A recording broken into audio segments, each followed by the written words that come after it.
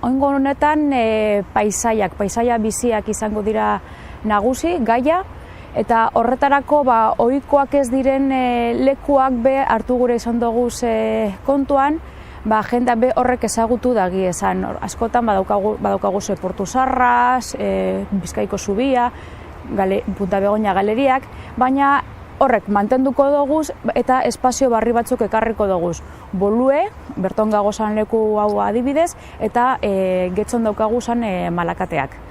Zergaitik ekarri gure izan dugu zonen leku barria, horne ondasun inguruan zer esana badaukielako.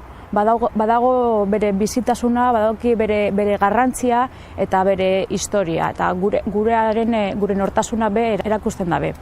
Honegaz zer lortzen dugu?